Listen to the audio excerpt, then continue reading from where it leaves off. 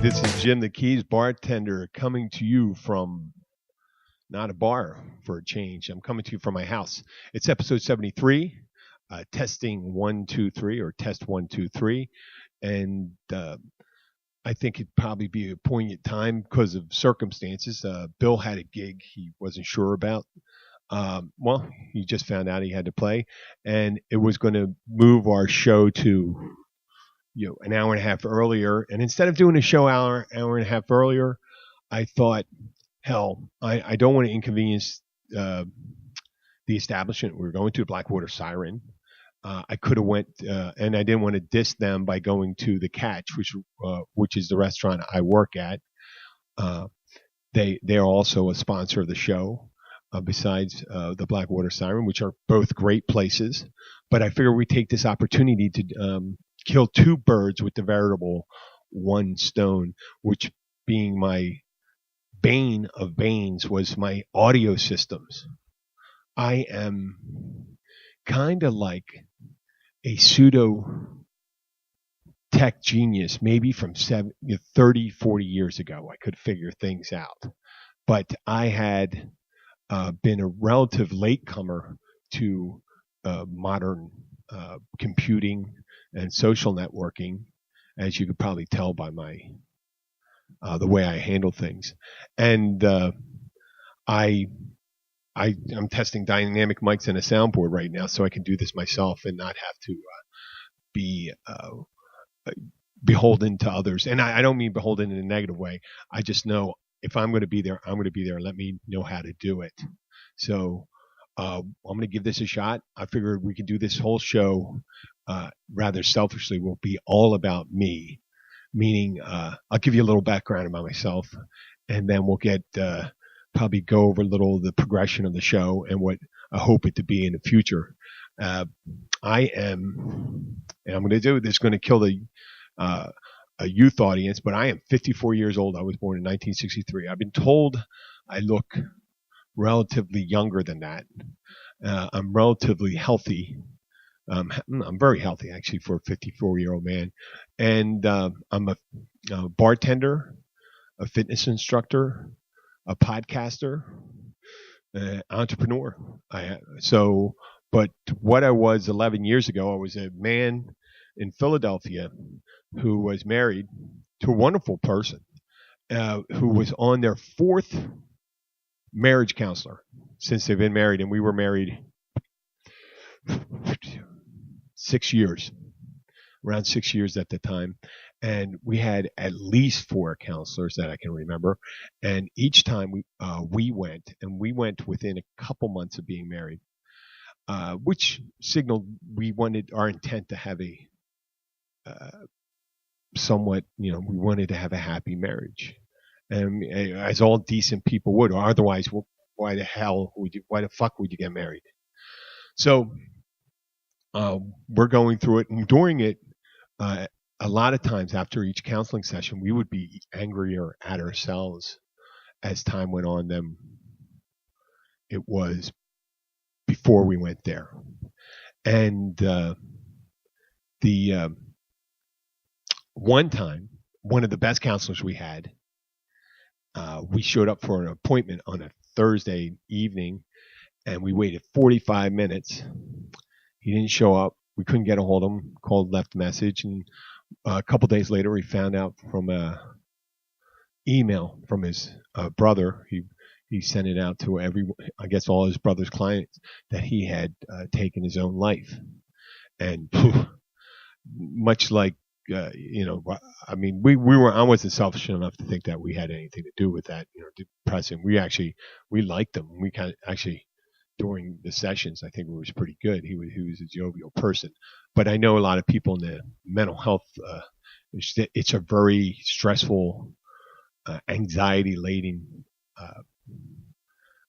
occupation. So who knows what the reasons were, but he was a great guy. Like I said, as the time went on, we got another counselor, and we would just be screaming at each other, and eventually, after a while, the ex said, "Hey, I want a separation." I think she expected me to move across town, And I'm not sure I don't know if she ever wanted to intend to have any kind of reconciliation, because she pretty much had a relationship after, pretty well set up. So there was. I'm not suggesting she didn't deserve to have one. Uh, we weren't really communicating, and it wasn't much of a relationship. But I, I just don't. I don't think she was going to be looking to reconcile. And I think within a year, a little more, with she had a child, which was well outside our time being together. So that happened, the separation, and I thought, well, hey, I got a buddy down in Key Largo. I can go down there for a couple months and then see what I'm going to do with the rest of my life. I was, 44 years old, and I think, you know what, I'd like to start do something different. So I came down here and I started bartending. Within like 3-4 months, I mean, I was well on my way to getting. They called it in the 1950s. Called it getting gassed, but I was drinking every day and really overdoing it. And I had a history of that before. So in August 2007, I ended up going. I called a counselor. I was going there because I was. I said, man, I was depressed about my drinking. And I called up and I couldn't get an appointment for a week and a half. And I asked the receptionist, what am I supposed to do if I'm having all these problems? And she goes, why don't you go to AA? See if you really have a drinking problem. So I ended up going there. I ended up staying there for 7 years. Now, people say, Jim, it doesn't work. Look at you, you're drinking now. Well, no, that's not exactly what happened. It actually kept me sober for these years. As long as you go to the meetings, I think, and you're honest to yourself, you could stay sober. And I didn't go there to try to control my drinking. I was firmly, while I was in AA, the understanding was that was going to be my lifestyle the rest of my life. But also, I've read, and I kind of understand, when you're clouded with hangover after hangover, and then you're drinking at night, stuff like that, you don't have a lot of time for self-reflection. And I think as we grow up, it gave me an opportunity just to, I did a lot of meditation. Actually, I went to a meditation several days a week. I used to meditate on my own. It was very calming. It was very relaxing, and it was a very good way to be self-reflective and see what I was going to do with my life. So I was in AA, and instead of going to church, I was going to meditation meetings on Sunday. Sometimes I ran the meditation meetings, and I just kept on staying down here. I had a couple of short-term relationships. It was great, and then eventually I met Abby. Prior to meeting Abby, when I was in AA, a really nice woman, who I didn't have a relationship with, but beautiful woman. And you're going to say I'm crazy, but she was in the program with me, asked me to, she needed money, and I was looking for a place to move to, and I lived with her for a year and a half. I had several relationships with some other women around, and then, as I said, I met Abby, and after I met Abby, I'm spending more time. I thought it'd be best to move out on my own, and here we are. It's almost 9-10 years later. I'm still with Abby. We're engaged, though I treat it like a marriage, and I just love Abby and her daughter Sky, who's 11, and I won't go into details of that because I think that's personal. They don't want me to talk about it, but I love them, and they're the best things in my life right now, and always will always be. But and there won't. I'm not saying, wow, boy, right? Throwing that right now in was like a big matzo ball going in. But what is the best thing in my life? That's what I should have said, and just not say anything after that. So here I am, down here, not drinking, 7 years. Eventually, I was pretty fit all these last 10 years because I had quit smoking. I'd gone back and forth a couple times for a couple months smoking, but I knew how to quit smoking. But when I started quitting smoking, I started working out a lot in order to kind of counteract the effects of staying away from cigarettes. And that's if you start doing things to take care of yourself, it's hard for you to do things that would hurt you. But obviously that didn't work with alcohol. If you go with, we don't have to agree with AA or not. I'm just telling you that the thing worked for me, and it works for a lot of other people. And then there's other programs that work for people too. And I can go on another show. I'll tell. I like going off track on my show sometimes. So there's this woman that comes in, and it turns out she's on a medication that is made to keep you from drinking. And she got sick several months ago at the bar I was at, and she goes, I don't know what, I must have the flu or something like that. And she's an older woman. She looks like she did a lot of heavy drinking in her life, and maybe substances and all that. I'm not judging her, but she looked like she had a hard life. She either is a really horrible looking 60-year-old, which I think she is, or a really good looking 90-year-old. That's the way it is with some of these people, and they need to be helped. And they can live for a long time, but it's not a great existence when you're doing these things. So she gets sick. I didn't know she was on this medication. Then she came in like a week or two ago to one of the restaurants, and she got sick again. And they found out she's on this medication that makes you sick.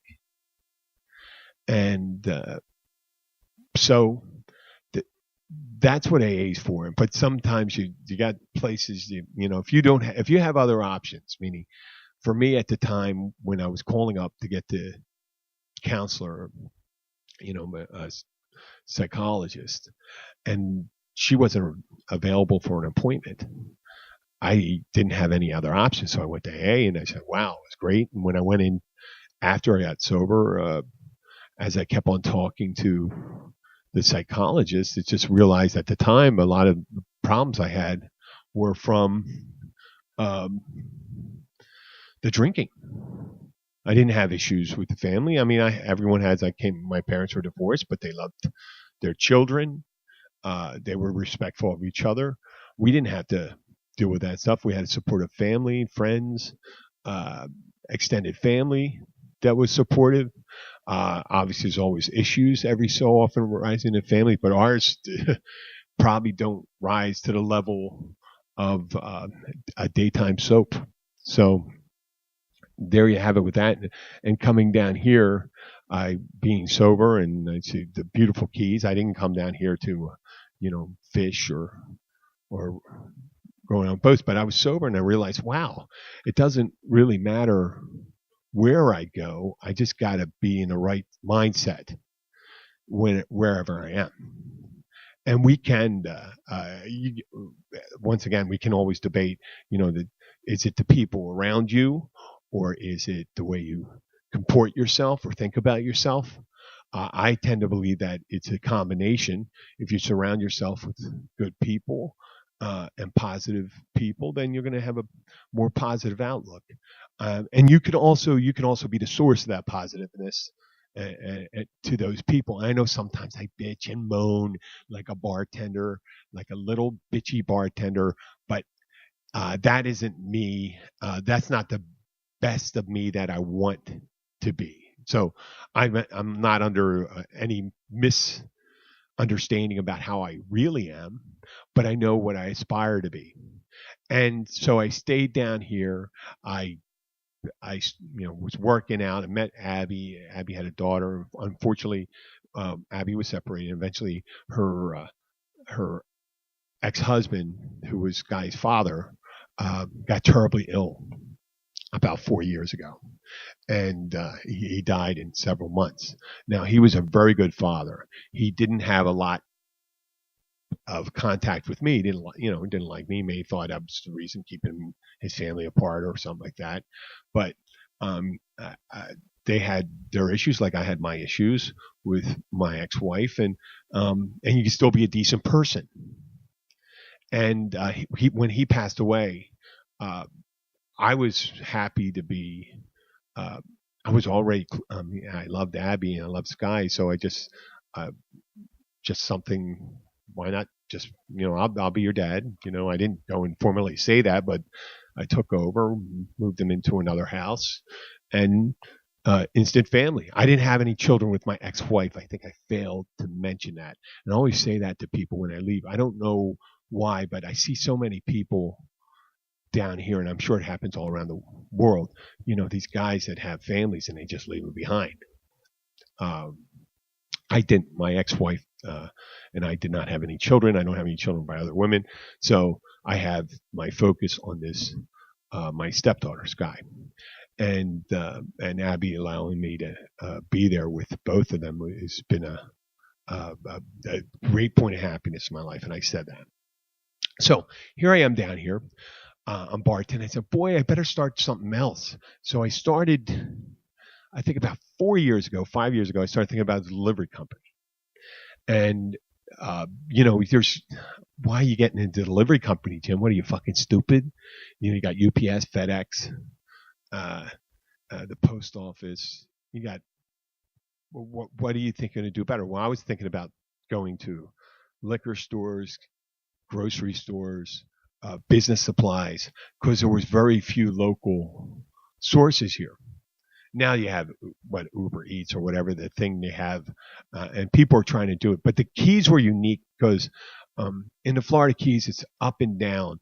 We talk about mile markers. It starts up at mile marker 126 when you come off the mainland, and it goes a little north once you get on the way in the Keys. But that's a private community to the north. But it goes, once you get into Key Largo, it's 107 miles of one road going down. There's a couple places where there's some side roads, but they're not through. So there's no alternative. When there's an accident, and you've heard us before, when there's an accident on Route 1, that's it. So getting deliveries down here are a pain in the ass. Probably rivaled by like Hawaii having delivery, but it's much bigger population source. So they have a lot of their manufacturing there too. Well, not manufacturing, like maybe dairy and all that stuff. But here we are. We're in the Keys. I'm thinking, wow, how about a vacationers? They want to get their fridge stocked and all that stuff. And that'd be great. People would love it. And I trying to figure out, how about someone that wants something from the mainland, like Whole Foods, because there's no Whole Foods in all of the Keys. So you have to go 50 miles to the north. So I did that for a while. I didn't know anything about business. I had to learn about forming an LLC, getting a business license, going to the county and through the state, getting a lawyer, and which I turned out I really didn't need to do that. I could have went to legal.com, but I didn't know shit. So I did the delivery thing, and I really, after a while, you'd have these instances where you thought it was a really good idea and you did it. And I went to Chamber of Commerce meetings and stuff like that. People liked the idea, and I was getting there was a couple times where it looked like it could be a big thing, but I could never figure out how to get people to workers and expand it and get the funding for it. I would have been able to get funding if it stayed around for a while, but I just I have this thing about down here. It's a little hinky about not that the people are worse. The people that are workers who down here already have jobs. They don't need to go someplace else. They're established, and they do, and they're go-getters and have 2-3 jobs. So I'd have to get someone untested who would have time and stuff like that. What happens is people that have time are people that normally don't work that often, and it's either they don't work because they don't need to, or they don't work because they don't know how to work. They don't know how to, just invigorate themselves to get up in the morning and go and do things. So that was an issue. So I did the delivery thing, and while I did that, I became a notary. And I started doing down in Florida as a notary. You can officiate weddings. So I officiated 4 weddings so far. And I did some legal courier work because I formed another company, a DBA, doing business as Florida Keys Notary. And that paid for everything I needed for getting those supplies. I made some profit from that, but I really didn't push that. I may do that in the future. Who knows? And while I was ramping down the delivery, I had someone ask for a crib. And I said, wow, okay, I never even thought about that. What if you have a baby? What do you do? And they they told me they were going to rent from a place up in Deerfield Beach, Florida, or something like that, right up between Fort Lauderdale. And there's another place in Miami. It turns out all these equipment rental places, like wouldn't deliver down to the Keys, or if they did, it'd be like something like $450 to rent a crib for a week, and a crib cost with everything about $220. So I said, wow, $400. I just buy it. I'll rent it for two. I rented it for far too much. I rented it for almost like 200. I rented it out for that. But I did that, and I said, boy, I'm going to have to get another rental. But I ended up within a couple months, I rented it again, and now I have I formed a company called Keys Baby Rentals, and it's so when vacationers come down here, they don't have to bring the cribs, the pack and plays, high chairs. But then when you start doing stuff like that, you have people to call for baby monitors, jumpers. They want everything. They need to, like, damn it. Used to be when a baby was born, they strap them to your back, and the mother goes out in the field and starts keep on picking and stuff like that, like they did in the Good Earth. In the Good Earth, the Chinese lady runs and gives birth, and then she's back in the field with the baby strapped to her and stuff like that. And not that women, I'm not a misogynist and stuff like that. It could be a guy having to carry the baby, but now they when people come down, they want like 12 different pieces of equipment for their babies. And one called for a baby monitor. I said, baby monitor? But, don't you have a baby monitor? How much, you just unplug it from the wall, the base, and you put it in your suitcase. So why would you pay for another one? So they want to bring a baby monitor. They want to get everything. So, yeah, I'm not that ambitious and there's internet companies coming around. There's one company, and its name sounds a little like baby and a little like concierge, but I don't get the concept why people can't just call the companies what they are, like this show, Keys Bartender. So I do the baby rentals and things like that, and I don't know if the listeners know this, but I have a hard time focusing on one thing. Yeah. No, I know this. It sounds funny because I can't focus on one thing. So I'm doing this. I'm doing the baby rental things, and about a year and a half ago, I think in March, I think, wow, you know what? I went to a radio show. I had to go on these local radio shows. I'm in a civic group down here, and I had to talk to some of the disc jockeys and do some voiceovers. It's a small community, so almost anybody can do this stuff. So anybody can get on the radio if they want to down in the Keys and any small burbs. And obviously, anybody can get a podcast because yours truly has one. So if I can do it, you can. So I'm thinking, wow, what are these people coming in? Someone comes in, the DJ. There's no music. These are wonderful people. I love them and stuff like that. It's just the way local radio stations do it. They bring people in. They endorse their activities that are coming up, which is a civic responsibility, make announcements for things that are going on. And it's really nice that they offer that. So that people come in and sit down on a show and say, oh, we have the annual cook-off for unwed mothers, right? Just help them get their start, So they go and get on there and they talk about it. Or you may get a guy that has a business that says, yeah, my business is to unclog gutters. I like to unclog your gutters so all your rainwater can flow out, blah, blah, blah, blah, blah. And I'm at this place in Almirada. Call me up and I'll come down and unclog your gutters. And there's people, and I notice there's people that go to the shows and they sit and watch the people and they're drinking. And I said, oh, the reason they go to a show is places that have the radio show put out, they give these crazy drink specials, right? And they have food specials, and they go out and have eat and do that stuff. And actually, they're just talking to each other. No one actually listens to the radio show. And then I thought, what if I see what it is. So the radio show needs a live location, so they need a group of people so they can come in and come out, sit down, sit out. But it turned out they're not really talking to the people that are there. Sometimes they do. They did a draw in one place. Guy Skip, I want to get him on the show one time. He does Skip Bradeen.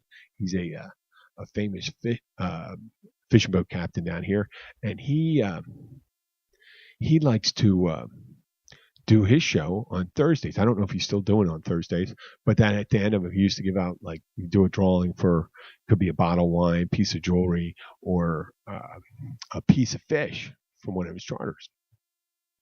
So I remember telling him, I said, how about if you made the show was more about entertaining and you didn't have to worry about what you said or saying fuck or shit or anything like that.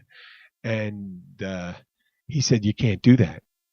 And he doesn't know, he knows he can't do it. He doesn't know it's just an FCC thing. And it's because of the publicness of the airways.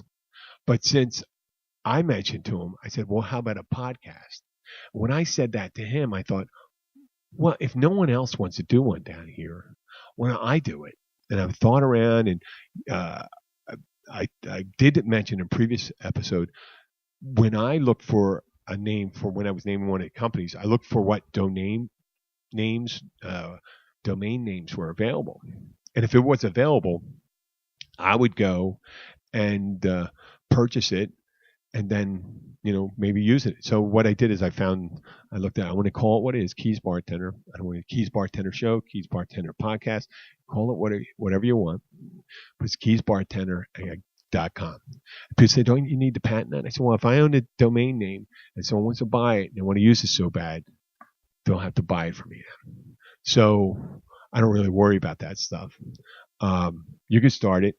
It's not, and if you're really good at this, you probably end up getting a better, a larger audience, not a better audience, because I have the best audience out there.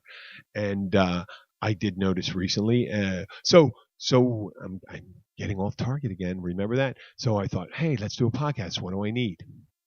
So I'm looking at software. I use Spreaker. There were some jump starts with that, and I use a powered mic in the beginning. And with the powered mic, oh god damn it, I plug in these powered mics and stuff like that, and it picked up every noise in the place, and it was kind of good, but it just never was right. And it was turned. Finally, a musician friend of mine, Bill Wissinger, turned me on to dynamic mics, and he said, "This is what you need: a dynamic mic, because with a dynamic mic, it reduces this, like in a band when you go out there and stuff like that. When you're using a microphone, you just want to have your voice picked up. And you don't need all this extraneous conversation, and you still can hear things in the background if you're at a bar. I can pretend I'm in the bar right now. I could go and say, hey, there's Tina over there, and okay, yeah, there's Bob.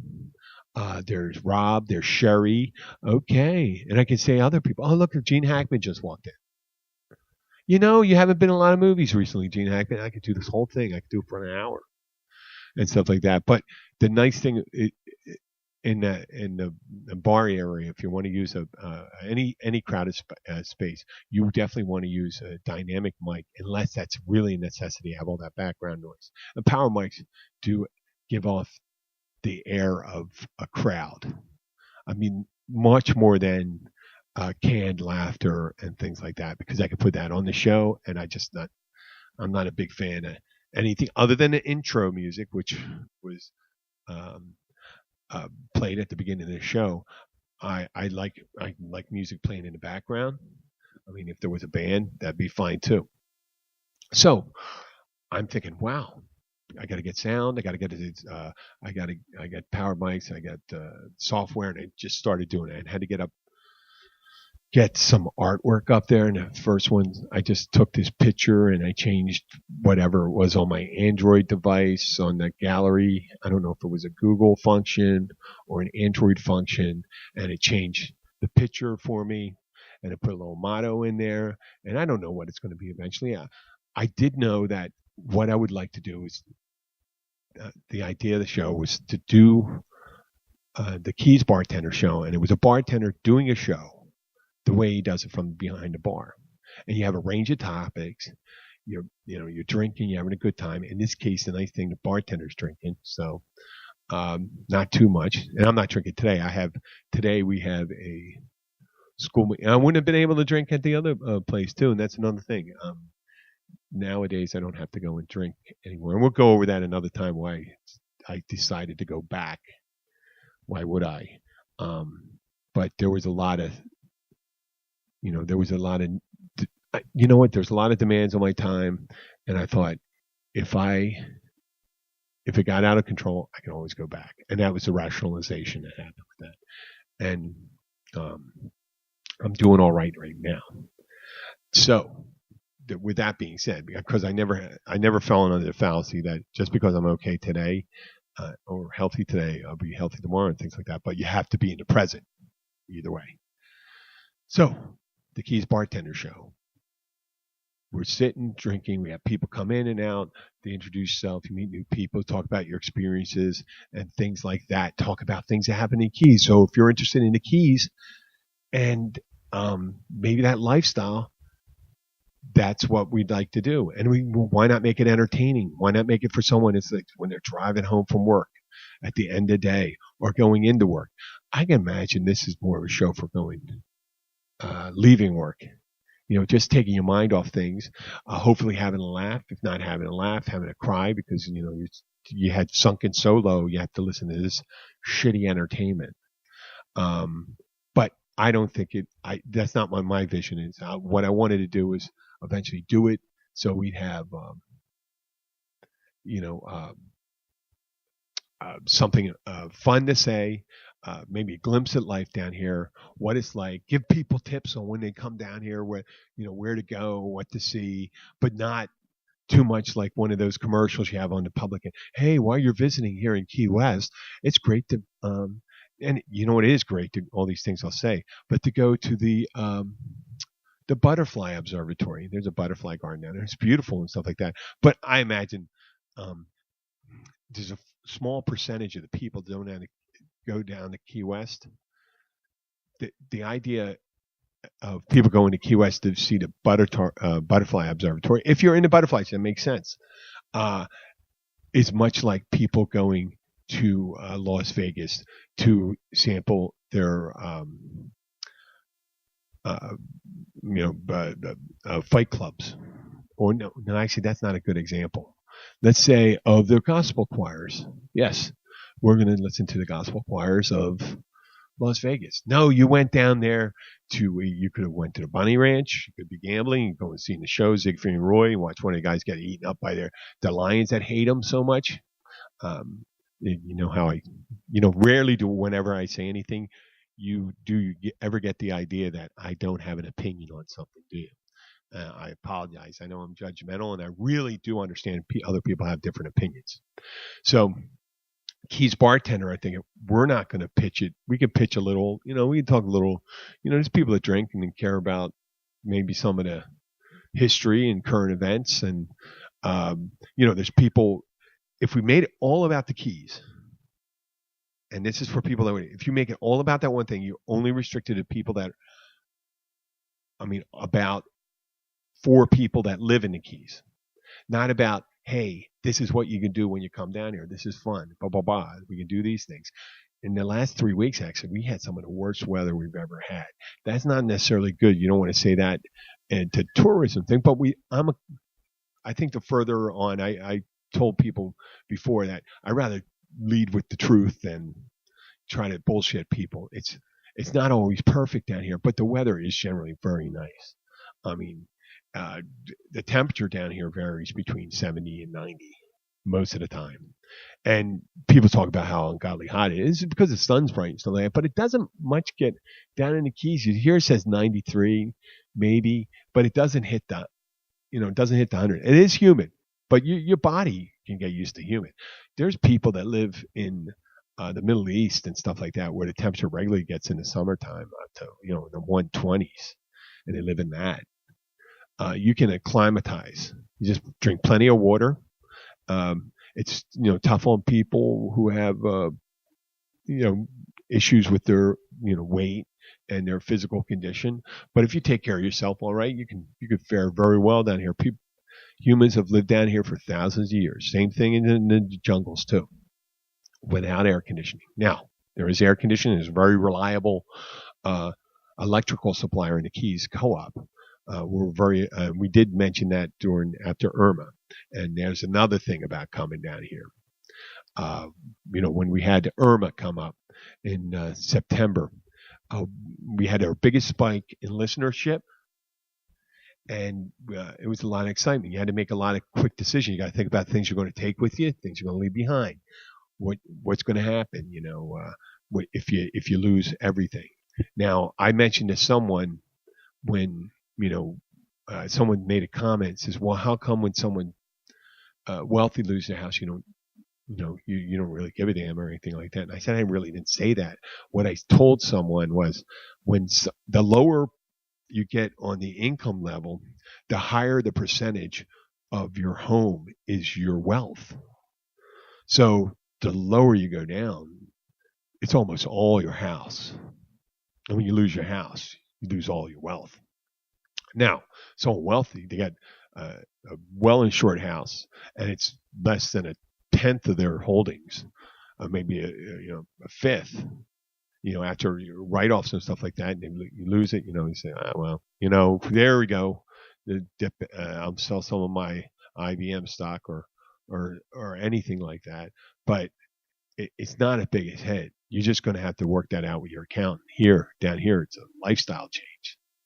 So with Irma and everything that happened after, I know I went on my kick. I went on my kick about Irma and the people that may or may not have died. The people that died, reported dead, are dead. But there were suggestions. There was a bunch of people who were, not, for weeks I was doing that, but no one ever came forward on it. It's funny that, people still kind of believe it, but I mean, why would you believe it and not do anything about it? And I felt, you know what? I did it. I reached out to a bunch of people. Then I believe if there's no way that many people could be that devoid of the milk of human kindness to deny people the right to acknowledge their death. So in the end, I said, you know what? I guess it did happen. I guess that we only lost 26 in that huge hurricane. So that was another thing.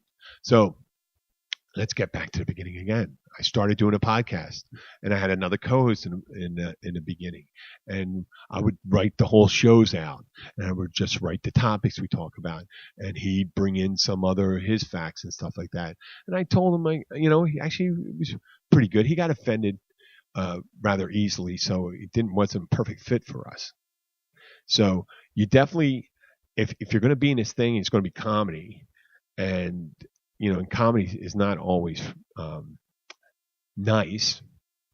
You better have a thick skin. Now, getting offended and walking off and being pissed off, I've gotten angry, but I'm not going to leave. I'm not going to just go and leave and depart the field. I'll just go and continue the thing I was doing. So we parted our separate ways, and Bill came in. Bill came in and he started introducing the dynamic mics. And when Bill's on it, I'd have to say 90% of the time we're getting like perfect. But every so often it's not because of Bill. It's because when we broadcast live, which I'm not doing today, this is recorded, but I am not going to edit it. I'm going to see if it works. If it does, I'm going to drop it as episode 73. And I forgot the point that I was making right there. It's the Wi-Fi, and when you have Wi-Fi and when we stream it live, and we don't have a large live listenership. I don't, if it had to be live, then live. Why would someone listen to it pre-recorded later? So I stopped emphasizing the live. And then thought entertainment. I said, you know what? And if we don't have, if nothing big happened, obviously, if Martians or some planet outside our solar system sent some astronauts here or aliens and stuff like that, and they landed, we'll acknowledge that. But I told the guys, I said, this is what I'm going to do. There's no reason, unless it's poignant to, we have a lot of stuff to talk about on that subject, to really kind of plan ourselves in time. So, every so often when my team, the Philadelphia Eagles, won the Super Bowl, I'm going to crow about that. Something else seminal happens, a big event, we're going to acknowledge them, but we're going to try to keep it less than that. And what I also thought about doing was to bring in live entertainment. And when I say live entertainment, it's only going to work for audio. So I did originally tell people I wanted to do magic, and people say, "What kind of magic?" And I said, "Well, the traditional kind of magic." And I want to do it on the podcast. And they go and say, "Well, that won't work because people don't get to see it." Well, no, they're not going to be able to see it, but going to have to believe it. Well, who's going to tell them? I said, I'm going to tell them. So here's a ball. Now the ball's gone. I'm reaching a thing. Here's my thing. There's a rabbit. Pull the rabbit out. There's an alligator, a real alligator, not another one. And they go, like this, boy, these animals are really quiet. I said, they're trained. They're entertainment professionals. So you don't want to mess with them. So I go into this thing, and if you tell people long enough stuff, they'll think, wow, he's crazy, or this is brilliant. I mean, they're teetering on it. And then they realize I'm not serious, hopefully, sometimes. And that's happened before when people thought I was serious. But I bowled ahead and just did the podcast. And arguably, yes, there's a lot of things wrong with it. But it's not a reason to stop doing things. Just go ahead and do it. The audience, I could be doing this for an audience of one. A painter paints. I'm not a painter. I'm not a writer. But we have to be able to look at ourselves and at the end of the day and see that what we are doing is worthy of being done or being committed. An act is committed, and the act that's committed, that's where the judgment can. Is this something worthwhile to listen to, or if it isn't? So eventually, I'm going to end this show. It's episode 73. I just wanted to thank everyone that's brought it here so far, and I'm hoping that we're able to make your day a little more interesting, fun. Maybe pique your interest in the keys, maybe in bars, and eventually we're probably going to figure out how to open the phone lines and just take phone calls and stuff like that, because I do like interacting with people. So this is Jim Horan, the Keys bartender, telling you a little about our show, taking opportunity to test this equipment and see how it works out. Thank you very much, and I'm signing off.